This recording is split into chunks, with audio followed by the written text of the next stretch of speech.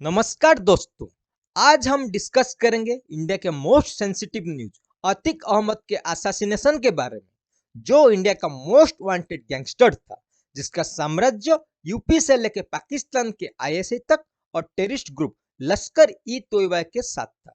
ये मैं नहीं, यूपी पुलिस के चार्जशीट बता रहा है। इसके साथ अतीक अहमद था 5 times consecutive MLA and 1 time MP, मतलब ऐसा एक डॉन जो इंडिया का लॉ मेकर बन गया था। लेकिन कैसे कैसे एक हाई स्कूल फेल स्टूडेंट बन जाता है इंडिया का most wanted gangster com politician. और सबसे दिलचस्प और हैरानी की बात यह है, कैसे 3 युवक जिनका उम्र सिर्फ 18 से 23 साल का बीच है, असासिनेट कर देते हैं सिर्फ फेम के लिए इंडिया और यूपी के मोस्ट वांटेड डन को। वो भी तब जब वो पुलिस प्रोटेक्शन में था, वो भी फिल्मी तरीके से और बाहर से मंगाया गया इंपोर्टेड तुर्किश मेड गॉन से। सच यहाँ पे क्या है? क्या कोई मास्टरमाइंड है इस केस में, या सब कुछ इत्तेफाक है? चलिए डीपली एनालिस करते हैं इंडिया के most sensitive news Atiq Ahmed के असैसिनेशन के बारे में। ये स्टोरी कुछ बॉलीवुड का थ्रिलर फिल्म जैसा है। पहले जानते हैं अतीक के अतीत को। अतीक अहमद यूपी के जुर्म के दुनिया का बेताज बादशाह, जिसको 17 साल के एज में ही मर्डर केस का आरोप लग गया था। कहानी शुरू होती है यूपी के इलाहाबाद से, जहां एक हाई स्कूल फेल स्टूडेंट बन जाता है इंडिया का मोस्ट वांटेड गैंगस्टर कम लॉ मेकर। अतीक अहमद को यूपी का पहला गैंगस्टर कहा जाता है, क्योंकि यूपी का गैंगस्टर एक्ट इसके ऊपर ही पहले लगाया गया। ये उस समय की बात है जब यूपी में चांद बाबा का राज था और खौफ था।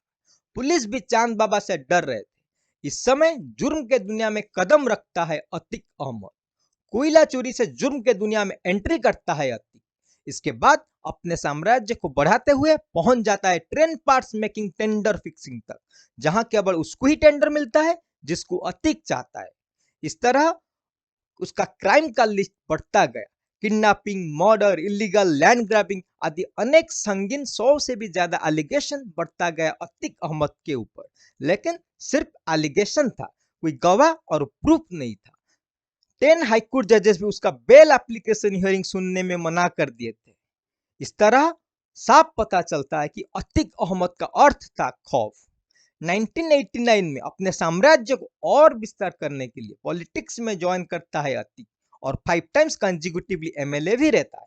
इसके बाद वो एक बार फिर से इलेक्शन जीत के एमपी बन जाता है, यानी law maker of India, member of parliament. यहाँ तक सब कुछ ठीक था, उसका भाग्य भी उसका पूरा साथ दे रहा था। लेकिन कहानी में ट्विस्ट आती है तब जब अतीक के भाई अशरफ इलेक्शन हार जाता है बहुजन समाजवाद पार्टी के प्रार्थी राजूपाल से। इलेक्शन के 1 साल बाद राजूपाल को मर्डर कर दिया जाता है, जब वो रिपब्लिक डे मनाने अपने गांव जा रहा है। यहाँ पे एलिगेशन लगता है अतीक के ऊपर, और अतीक 3 साल के लिए जेल जाता है। जेल से ही अपना सब कारोबार और साम्राज्य बरकरार रखता है अतीक। अतीक को कंट्रोल करने के लिए उसको एक जेल से दूसरे जेल बार बार ट्रांसफर कर दिया जाता है। अलाहाबाद जेल से देवरिया और फिर गुजरात के साबरमती जेल। लेकिन रिजल्ट कुछ भी नहीं। वो जेल में ही एक्टिव रहता है अपने जुर्म के दुनिया में। फिर वो दिन आता है जब अतीक को लाइफ इंप्रिजमेंट होती है राजूपाल के मर्डर केस। इसके बाद 13 अप्रैल को और एक घटना घटती है। अतीक के सन असद को एनकाउंटर करता है यूपी पुलिस। इसके 2 दिन बाद यानी 15 अप्रैल में, जब अतीक अहमद को मेडिकल चेकअप के लिए लिया जा रहा था, तब लवलेस तिवारी, अरुण मौर्य, मोहित सिंह, जिनका उम्र सिर्फ 18 से 23 साल के बीच है, असासिनेट कर देते हैं अतीक अहमद को मीडिया के रूप में जाके, वो भी पुलिस प्रोटेक्शन के अंदर। वजह क्या था? फेम। यानी वो अपना साम्राज्य बनाना चाहते थे। वो 3 युवक अतीक अहमद को मार के अपना नया माफिया राज शुरू करना चाहते थे। इस तरह यहाँ पे कहानी खत्म हो जाती है, लेकिन कुछ सवाल अपने आप ही छोड़ जाती है देश के हर नागरिक के मन में।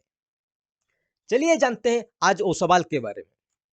क्या कोई सिर्फ फेम के लिए इतना बड़ा गैंगस्टर को मारने का हिम्मत कर सकता है, वो भी पुलिस प्रोटेक्शन के अंदर जाके?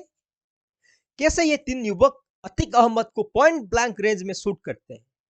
वो अतीक के इतने पास कैसे पहुंच जाते हैं? क्योंकि कोर्ट का साफ ऑर्डर था, किसी को भी इंक्लूडिंग अतीक के एडवोकेट को भी अगर अतीक से मिलना हो तो 100 मीटर दूरी बनाए रखने का। क्या सिक्योरिटी टाइट नहीं थी? क्या ये हमारा लॉ एंड ऑर्डर का फेलियर नहीं है? उनके पास इतना expensive imported Turkish made gun आया कहां से? क्योंकि वो सब हाई लेवल के क्रिमिनल नहीं थे, वो नॉर्मल क्रिमिनल थे। क्या कुछ है इस कहानी में जो दिखाई नहीं दे रहा है? क्या सच में यूपी में माफिया राज खत्म हो गया है? कहानी का ट्विस्ट भी कुछ क्वेश्चन मार्क जैसा है।